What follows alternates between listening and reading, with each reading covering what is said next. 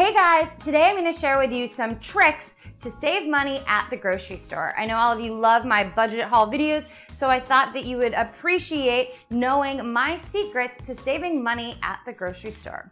Let's start with number 1. Eat in season. Right now it's summertime and berries, nectarines, grape tomatoes, yummy vegetables and fruits are in season right now, and for that reason they are cheaper at the grocery store. I also find that they taste better when you're actually eating them when they're season appropriate. Number 2, coupons. I'm not really into clipping out my own coupons, but you do have the option to go onto coupons.com, redplum.com. There's a few other websites where you can actually go on and print out coupons for foods that you are already buying at the grocery store. You can also go on to your favorite brand's Facebook pages, and sometimes they have coupons for you to print out there too. 3, make a list. Duh. But don't just make a list. Meal prep and create a menu. If you do this, you're gonna know how much you need of each item so that when you go to the store, you can get enough so that you don't have to do midweek trips that often include impulse buys. So create a list, create a meal plan, and get after it. Number 4, don't shop hungry. If you're like me and you shop hungry, you buy everything in the store. Everything looks good. So before you go to the store, eat a meal. Have a nice lunch, have a nice breakfast, and then go. Shopping before dinner, there's always a million people there, especially on Monday and Tuesdays, and you end up buying way more than you need. So eat a meal before you go, don't shop hungry. Number 5, go generic. Some of my favorite foods to buy, like oats, cereals, frozen vegetables. By buying the generic version, you're really not sacrificing any taste or quality. You're just going to save money, so don't be afraid to buy generic. Number 6 is something I do. I shop around. I know what stores have the best prices. So when I need to do some staple shopping, I'll go to Aldi because I know that they are the cheapest there. For other things, I like to go to Trader Joe's for some of my sauces and different condiments and frozen vegetables. And then there's Whole Foods. Whole Foods actually has some great deals on things, but also same with Target, Shaw's, Stop and Shop. We all have different grocery stores, and I like to shop around to get the best deals possible. Which brings me to number 7, use your iPhone when you go shopping. I love this new app called Grocery Pal. You enter in your zip code and then it lets you know what the sales are at the stores near you.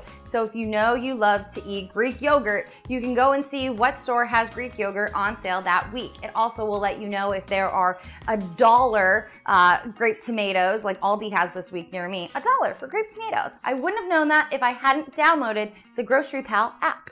But you guys can download it, it's free, and you guys can save some money by checking in to see where some of your favorite products are being sold at a discount. Number 8, buy in bulk, especially when things are on sale. Now, if you're worried about them going bad, preserve them using either canning, freezing, or even drying if you have a dehydrator.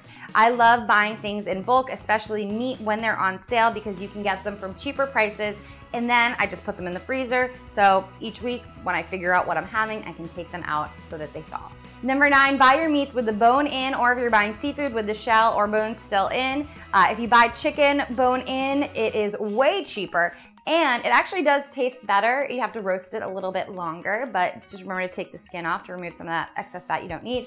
If I were to buy shrimp at the grocery store without the shell, it would cost me more money. So take a few extra minutes yourself to buy it with the shell on and just do it yourself to save some money. Number 10, go vegetarian for some of the meals that you eat during the week. Beans are extremely affordable, and so by factoring in a few vegetarian meals each week, you are going to end up saving yourself some money.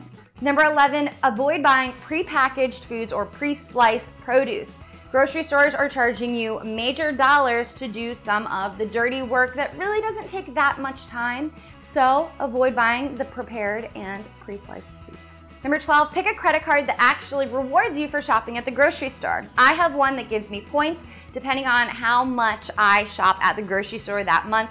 I then get to use those points to redeem for travel credits on my credit card statement. So if I fly to California for work, I can then use some of my grocery points to reduce that cost between like $100 and $200. Every credit card has a different rate, has a different point system, so shop around and pick the best one for you. And the last one is to take bigger trips when you go to the grocery store. When you go up to the register, you might have a little sticker shock like, oh my gosh, I can't believe how much money I spent.